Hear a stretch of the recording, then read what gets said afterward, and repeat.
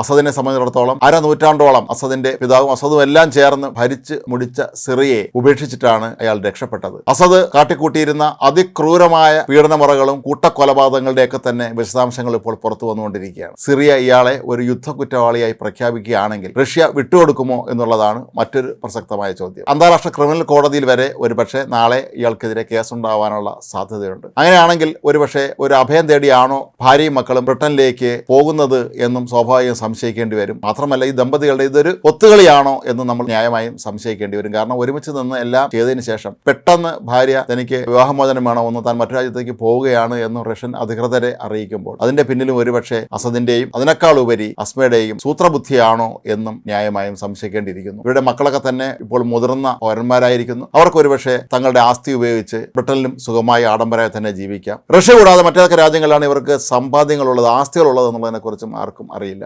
എങ്കിലും ഒരു കാര്യം ഉറപ്പാണ്, ഒരു രാജ്യത്തെ ജനതയെ കൂട്ടക്കൊല ചെയ്ത, അവരെ അടിച്ചമർത്തി ഭരിച്ച, എല്ലാ ക്രൂരതകളും കാട്ടിക്കൂട്ടി അവിടുത്തെ സ്വത്ത് മുഴുവൻ അടിച്ചു മാറ്റിയ അസദ് ജീവിത സായാഹ്നത്തിൽ ഇപ്പോൾ ഒറ്റപ്പെട്ട അവസ്ഥയിലേക്ക് എത്തിയിരിക്കുന്നു എന്നുള്ളതാണ് അതിൻ്റെ യാഥാർത്ഥ്യം. ഭാര്യയും മക്കളും ഇയാളെ റഷ്യയിൽ ഉപേക്ഷിച്ച് ബ്രിട്ടനിലേക്ക് പോവുകയാണെങ്കിൽ പിന്നീട് അസദ് റഷ്യയിൽ ഒറ്റയ്ക്ക് ജീവിക്കേണ്ടി വരും. മാത്രമല്ല, കർശനമായ നിയന്ത്രണങ്ങൾക്ക് കീഴിൽ ജീവിക്കുക എന്നുള്ളത് അസദിനെ പോലെ സ്വേച്ഛാധിപതിയായിരുന്ന 10 പതിറ്റാണ്ടുകളോളം രാജ്യത്തെ അടക്കി ഭരിച്ച ഒരു വ്യക്തിയെ സംബന്ധിച്ച് ആത്മഹത്യാപരമായിരിക്കും എന്നും അറിയാം.